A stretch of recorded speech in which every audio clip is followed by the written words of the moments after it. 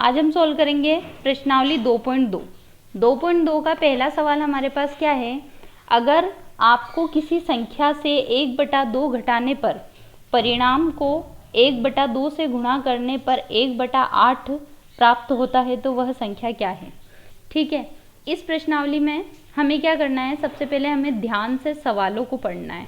जब तक हम सवालों को ध्यान से नहीं पढ़ेंगे तब तक हम उनको सॉल्व भी नहीं कर पाएंगे। ठीक है, तो यहाँ पे हमारा क्वेश्चन नंबर फर्स्ट क्या दे रखा है, ये दे रखा है अगर आपको किसी संख्या से 1/2 घटाने पर परिणाम को 1/2 से गुणा करने पर 1/8 प्राप्त होता है तो वह संख्या क्या है।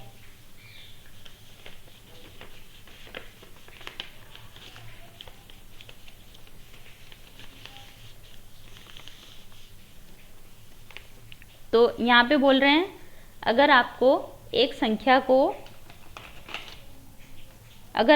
संख्या को 1/2 किसी संख्या से 1/2 घटाने पर, ठीक है, सवाल ये है अगर आपको किसी संख्या से 1/2 घटाने और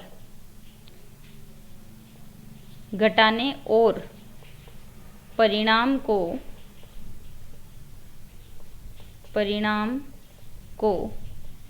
1/2 से गुणा करने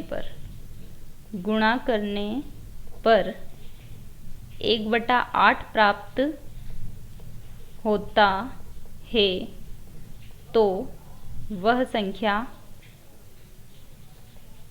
ज्ञात कीजिए। ठीक है, तो हमें क्या करना है, यहाँ पे पहले सवाल को एक बार ध्यान से देख लेना है। किसी संख्या से 1/2 घटाने मतलब हमारे पास कोई भी संख्या है, x, y, z कुछ भी संख्या है, तो उसमें 1/2 घटाने पर, तो यहाँ पे हमें सबसे पहले मानना है, यहाँ पे सॉल्यूशन में सबसे पहले हमें मानना है, माना कि वह संख्या, क्या मान लेंगे हम, माना कि वह संख्या बराबर x। तो ये बोल रहे हैं उस संख्या को 1/2 से घटाने पर, ठीक है, उस संख्या को हम 1/2 से घटाएंगे, x में से हमने घटा दिया 1/2, घटाने और परिणाम को, ये जो परिणाम आया इस परिणाम को 1/2 से गुणा करने पर 1/8 प्राप्त होता है। ठीक है, ऐसा करने पे हमें 1/8 प्राप्त हुआ तो हमें वह संख्या ज्ञात करनी है। तो अब ये संख्या ज्ञात करने के लिए हम क्या करेंगे, पहले इसको सोल्व कर लेंगे। जब भी इस तरह से ब्रैकेट में कोई संख्याएं लिखी है और बाहर एक गुणा में इस तरह से लिखा है तो हम क्या करते हैं, बंटन का नियम लगाते हैं। बंटन का नियम कुछ इस तरह से बताया था मैंने, a × b + c। तो इस बंटन के नियम में क्या होता है, ये a जो है वो b से भी गुणा हो जाता है और a c से भी गुणा हो जाता है, और निशान यहाँ पे वो आ जाता है, चिन्ह वो आ जाता है जो यहाँ ब्रैकेट में लगा होता है। तो यहाँ पे भी वही बंटन का नियम लगाएंगे हम, 1/2 x से भी गुणा हो जाएगा, 1/2 × x हो जाएगा, माइनस 1/2 × 1/2 हो जाएगा, चिन्ह वो आ गया जो ब्रैकेट के अंदर था। ठीक है, ये बराबर है 1/8 के। तो अब हम क्या करेंगे, इसको सोल्व करेंगे, 1/2 x से गुणा होगा तो हो जाएगा x/2 माइनस 1 × 1 हो गया 1, 2 × 2 हो गया 4, यानी अंश को अंश से गुणा कर लेंगे, हर को हर से गुणा कर लेंगे, तो हमारे पास आएगा 1/8। अब यहाँ 1/4 का है माइनस का, तो हम लेके चले जाएंगे उसका पक्षांतरण करके दूसरी साइड में, तो ये हो जाएगा x/2। हमें क्या करना है, अचर पदों को एक साइड कर देना है और चर पदों को एक साइड कर देना है। चर पद मतलब जिसके साथ में भी x, y, z, t, w जो भी हम मान रहे हैं वो संख्या लिखी हुई वो कहलाती है चर पद, और जो नॉर्मल संख्याएं इस तरह के पूर्णांक या फिर पूर्ण संख्या, प्राकृत संख्या, परिमेय संख्या कुछ भी है तो वो क्या कहलाती है, अचर पद। ठीक है, तो ये अचर पद है, तो इस अचर पद को पूरे को हम इधर लेके आ जाएंगे, इधर माइनस का है तो उधर जाके हो जाएगा प्लस का, तो ये हो जाएगा 1/8 + 1/4। अब हम क्या करेंगे, इसमें x/2 लिखेंगे और इन दोनों में हम लेंगे लघुत्तम।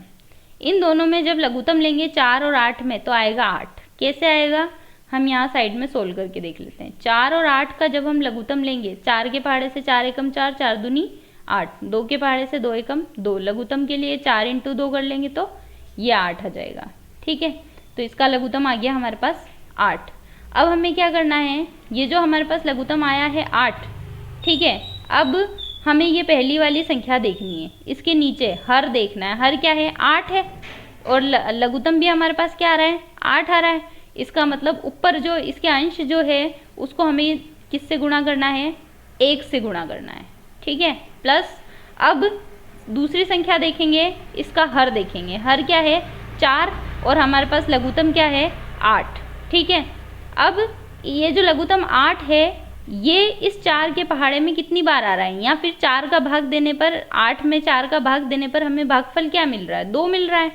तो 2 को हम किससे गुणा कर देंगे, इस 4 के ऊपर जो 1 लिखा है उससे। तो ये हो जाएगा 1 × 2। तो ये हो जाएगा x/2 बराबर 1 × 1 हो गया 1, प्लस 1 × 2 हो गया 2/8। अब हम आगे सोल्व करेंगे, x/2 बराबर 2 और 1 हो गए 3, ये हो जाएगा 3/8। अब ये 2, जब भी मैंने कहा था जब भी बटा में हो इसका मतलब वो संख्या क्या है, उधर भाग में, और इधर भाग में है, मैं इसका पक्षांतरण करके उधर ले जाऊंगी तो क्या हो जाएगा, ये गुणा में चली जाएगी। तो x बराबर इस तरह से ले जा सकते हैं हम इसे इधर, तो ये हो जाएगा 3/8 × 2। 2 के पहाड़े में 8 कितनी बार आते हैं, 4 बार। तो x बराबर क्या हो जाएगा, ऊपर से बचा 3 और नीचे से 4, तो x बराबर आ गया हमारे पास 3/4। मतलब वो संख्या क्या है हमारे पास, 3/4 है। इस 3/4 में से हम क्या करेंगे, 1/2 घटाएंगे और परिणाम को 1/2 से गुणा करेंगे तो हमारे पास आंसर आएगा 1/8। ये हमारा सवाल था और ये इसका सॉल्यूशन है।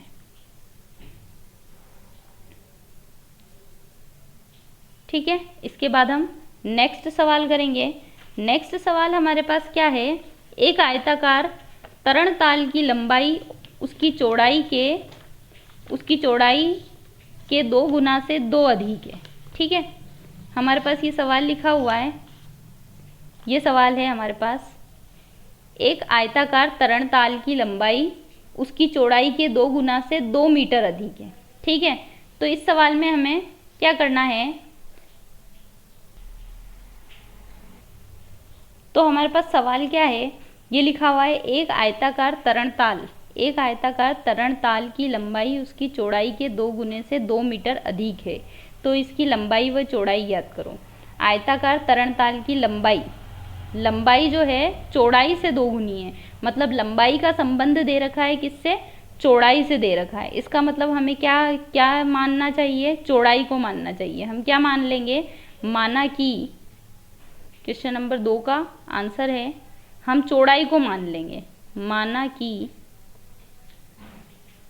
चौड़ाई बराबर x मीटर। ठीक है, चौड़ाई को हम b से भी लिख सकते हैं। तो हमने चौड़ाई x मीटर मान ली। अब सवाल में क्या दे रखा है, उसकी चौड़ाई मतलब उसकी जो लंबाई है वो चौड़ाई के 2 गुने से 2 मीटर अधिक है।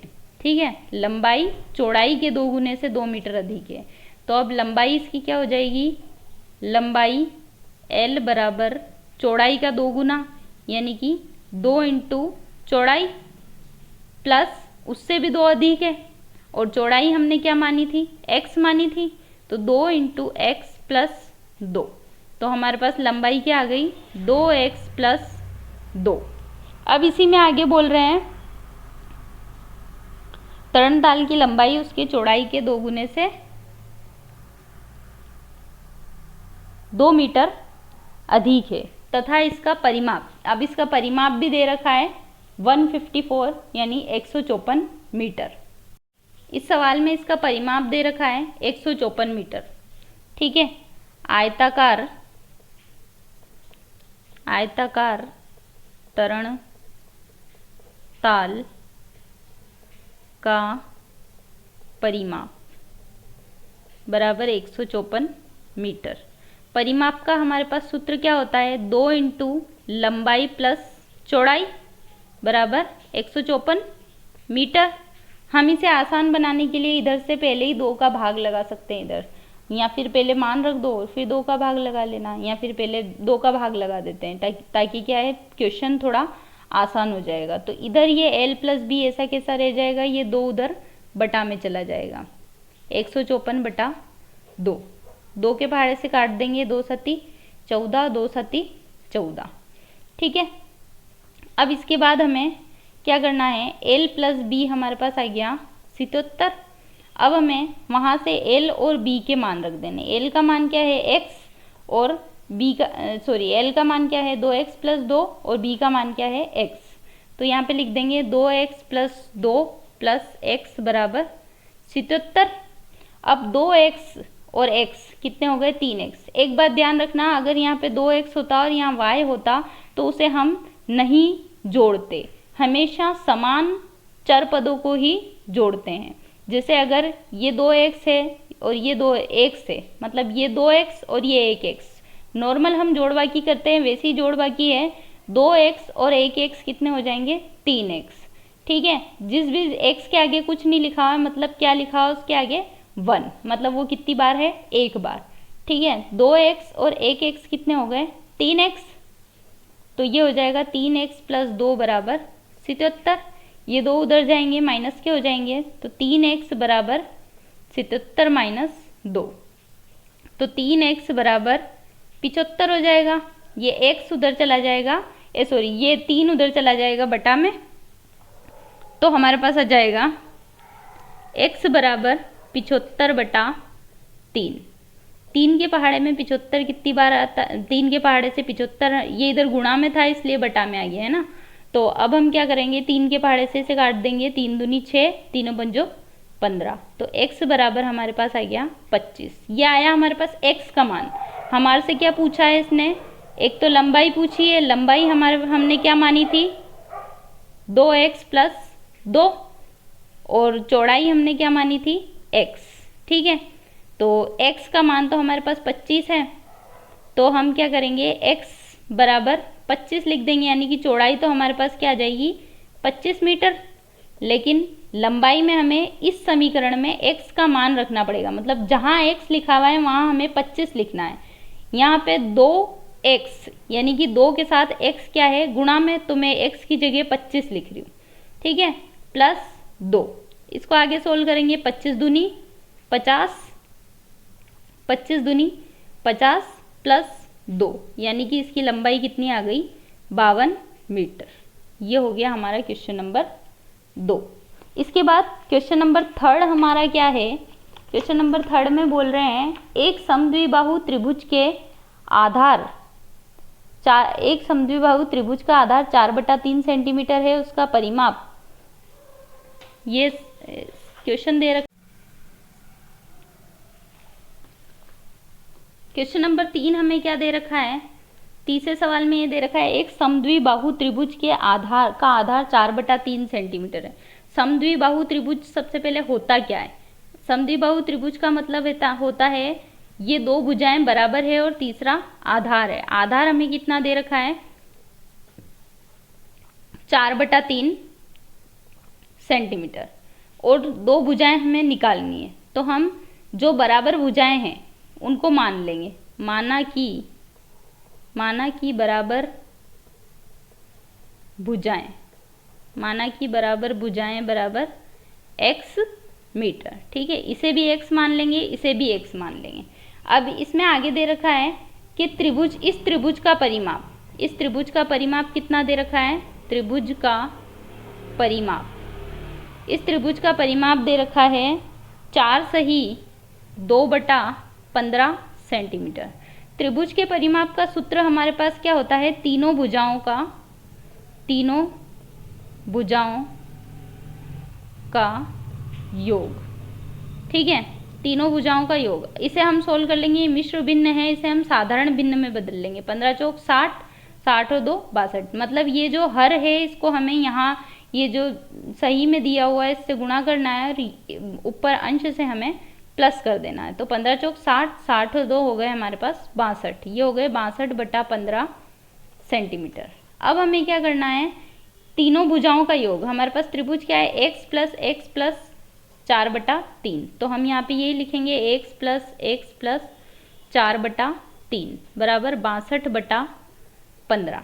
ठीक है, x और x कितने हो गए, 2x प्लस 4/3 बराबर 62/15। 4/3 उधर चले जाएंगे, माइनस के हो जाएंगे, तो 2x बराबर 62/15 माइनस 4/3, तो 2x बराबर हो जाएगा, इन दोनों में लघुत्तम लेंगे 15 आएगा। कैसे लेंगे, यहाँ पे हम लघुत्तम लेके देखेंगे साइड में, 15 और 3 का, तीनों पंजो 15, 3 एकम 3, 5 एकम 5, 5 एकम 5। ठीक है, तो 3 इंटू 5 इंटू 3 इसका लघुत्तम हो जाएगा, यानी कि 15। ये हमारा लघुत्तम आएगा जब हम सोल्व करेंगे। तो 15 हमारे पास लघुत्तम आ रहा है, और इसका हर क्या है, 15। 15 का भाग 15 में देंगे 1 आएगा, तो हम 62 को गुणा कर देंगे 1 से।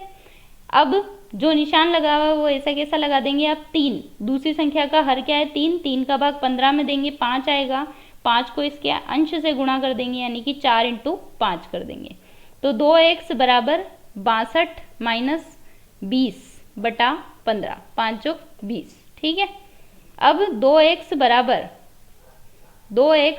बराबर 62 माइनस 20 यानी कि 42/15। ठीक है, अब अगर ये से एक ही पहाड़े से कट रहे हो तो काट दो, तीनों पंजो 15, 3 एकम 3, 3 चौक 12, तो ये हो गया 2x बराबर 14/5। ठीक है, ये 2 इधर बटा में आ जाएगा, तो x बराबर, ये इधर गुणा में है तो इसका भी पक्षांतरण करेंगे, हमें तो x का मान चाहिए, तो हमने 14/5, ये 2 इधर गुणा में, इधर बटा में आएगा, बटा में आएगा तो यहाँ बटा में पहले से ही एक संख्या चल रही है, तो उस बटा वाली संख्या के साथ गुणा में आ जाएगा। 2 के पहाड़े से 14 कट गया 7 बार, तो x बराबर आ जाएगा 7/5, तो ये हमारा आंसर हो जाएगा इसका। तो ये हमारा क्वेश्चन नंबर 3 सोल्व हो गया।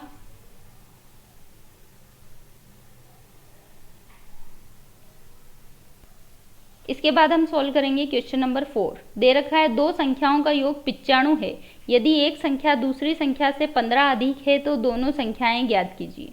ठीक है, 2 संख्याओं का योग 95 है, यदि एक संख्या दूसरी संख्या से 15 अधिक है, तो हम यहाँ मान लेंगे। ठीक है, क्वेश्चन नंबर ये हमारा 4 है, मान लेंगे, माना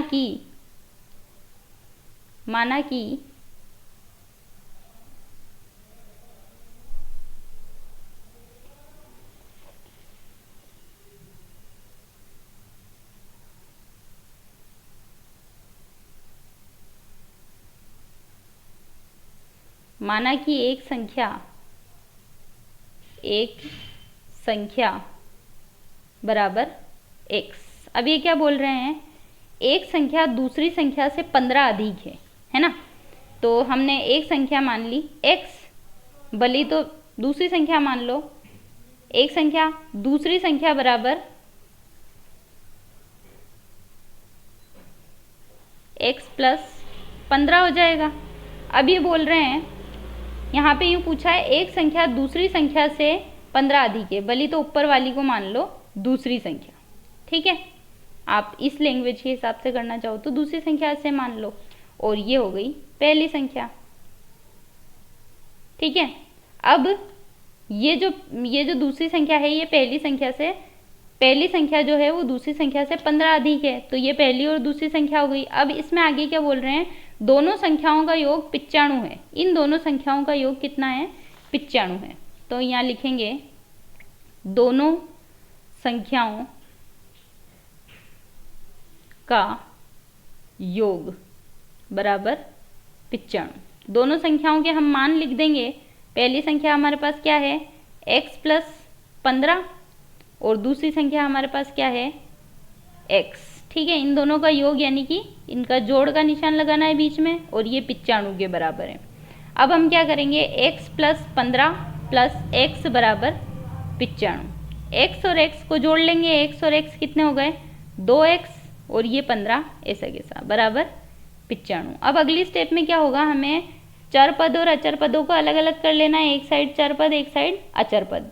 ये 2x इधर रह जाएगा, 15 उधर चला जाएगा, 95 माइनस 15। ठीक है, तो 2x बराबर 95 में से 15 गए, 5 में से 5 गए, 0 बचे, और 9 में से 1 गए तो 8 बचे। ठीक है, तो अब ये x के साथ 2 क्या है, गुणा में है, तो इधर आके बटा में हो जाएगा। तो x बराबर 80/2। इसे सोल्व करेंगे तो 2 चौक 8, 0। तो x बराबर क्या आया हमारे पास 40। x हमने क्या माना था, दूसरी संख्या को माना था, और पहली संख्या को x + 15 माना था। तो दूसरी संख्या x बराबर हमारे पास आ गई 40। और अब पहली संख्या हमें निकालनी है। कैसे निकालेंगे, पहली संख्या हमने क्या मानी है, ऊपर देखो x + 15 मानी है। तो यहाँ पे हमें पहली संख्या बराबर x + 15। x का क्या मान है हमारे पास, x की जगह हमें क्या लिखना है 40। ये हमने x की जगह लिख दिया 40, और ये +15। 40 + 15 कितने हो गए 55। तो ये आ गई हमारे पास दूसरी संख्या, और ये हो गया हमारा क्वेश्चन नंबर 5। इसके बाद है हमारा क्वेश्चन नंबर, अभी हमने क्वेश्चन नंबर 4 किया था, इसके बाद हमारा क्वेश्चन नंबर 5 है। क्वेश्चन नंबर 5 में क्या दे रखा है कि दो संख्याओं का अनुपात 5:3 है, यदि उनमें अंतर 18 है तो संख्याएं ज्ञात कीजिए। ठीक है, दो संख्याओं का अनुपात 5:3 है। ठीक है, यहाँ पे दे रखा है 5वां सवाल, क्या दे रखा है, संख्याओं का अनुपात, संख्याओं का अनुपात क्या दिया हुआ है हमें 5:3। तो हमें क्या करना है, हमें मान लेना है। मतलब जब भी इस तरह से अनुपात दे रखा हो और किसी भी दो चीज़ों में अनुपात दे रखा हो और वही चीज़ें पूछी हो, जैसे यहाँ पूछा है दो संख्याओं का अनुपात 5:3 है, अंतर 18 है, तो वही संख्याएं अपनों को ज्ञात करनी है। तो हमें इस अनुपात के साथ में क्या लगा देना है, x, जब हम मानेंगे। तो माना पहली संख्या बराबर 5x, पहला अनुपात हमारे पास 5 है इसलिए, और दूसरी संख्या को हम मान लेंगे दूसरी संख्या बराबर 3x। इसके बाद हम देखेंगे सवाल को। सवाल में क्या दे रखा है, यदि उनमें अंतर 18 है, अंतर यानी कि इसमें से इसे घटाना, अंतर दोनों का संख्याओं का अंतर बराबर 18। ठीक है, मतलब कि 5x माइनस 2x करेंगे तो हमारे पास क्या आएगा 18, सॉरी 5x माइनस 3x करेंगे तो 5x माइनस 3x किया तो 18 आया हमारे पास। 5x में से 3x गए तो कितने बचे, 2x बराबर 18। ये 2 इधर गुणा में उधर बटा में चला जाएगा, तो x बराबर 18/2। 2 के पहाड़े में 18 आते हैं 9 बार, तो x बराबर आ गया हमारे पास 9। फिर ये तो आया हमारे पास x का मान। अब हमें संख्याएं निकालनी है जो हमने क्या मानी थी 5x और 3x। तो हम पहली संख्या क्या मानी थी हमने, पहली संख्या बराबर 5x, यानी कि 5 × x। x की जगह हम क्या लिख देंगे 9, यानी कि 5 नम क्या आ जाएगा 45। फिर इसके बाद हम दूसरी संख्या निकालेंगे। दूसरी संख्या हमने क्या मानी थी 3x, यानी कि 3 × x, ये मान रखी है हमने ऊपर, ये 3x। तो हम क्या करेंगे 3 × x लिख देंगे, तो ये हो जाएगा 3 × 9। 9 तिया कितने होते हैं 27। तो ये हमारे पास दोनों संख्याएं आ चुकी है। इसके बाद हमारे पास क्वेश्चन नंबर 6 है। क्वेश्चन नंबर 6 में क्या दिया हुआ है, 3 लगातार पूर्णांकों का योग 51 है, पूर्णांक ज्ञात कीजिए। ठीक है, अब लगातार पूर्णांक बोले, पूर्णांक क्या होते हैं 0, 1, 2, कोई भी संख्या हो सकती है, लगातार बोलिए। लगातार यानी कि जैसे 1 के बाद 2 आता है, 2 के बाद 3 आता है, यानी कि +1 करने पर अगली संख्या हमें प्राप्त हो जाए, वो लगातार पूर्णांक हो गए। ठीक है, तो लगातार पूर्णांक बोला है, पूर्णांकों का योग कितना है 51 है, लगातार पूर्णांकों का योग 51 है। तो अपन क्या करेंगे, यहाँ पर मान लेंगे क्वेश्चन नंबर 6 में, माना कि पहला पूर्णांक बराबर x। अब लगातार पूर्णांक बोला है तो दूसरा पूर्णांक क्या हो जाएगा दूसरा पूर्णांक हमारे पास क्या हो जाएगा, x+1, यानी कि इससे जस्ट पहले वाले में 1 जोड़ेंगे तो अगला आ जाएगा। और ऐसे ही तीसरा पूर्णांक क्या हो जाएगा, तीसरा पूर्णांक हो जाएगा इस x+1 में 1 प्लस करेंगे, 1 जोड़ेंगे तो हमारे पास अगला आ जाएगा x+1+1, यानी कि x+2 हो जाएगा।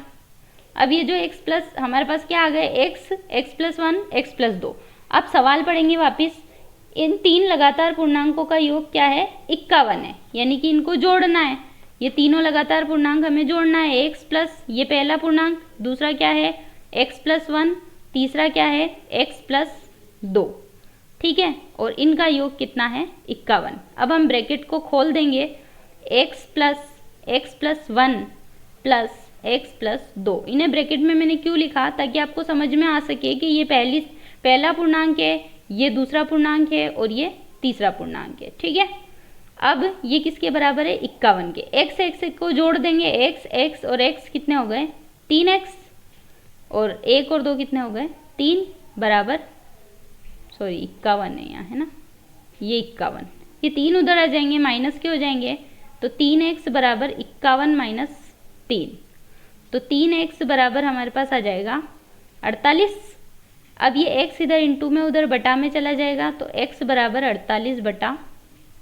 3 के पहाड़े से काटेंगे, 3 एकम 3, 3 छंग 18, यानी कि x बराबर हमारे पास क्या आया, 16। लेकिन हमें निकालना क्या है, x निकालना है, x+1 निकालना है और x+2 निकालना है।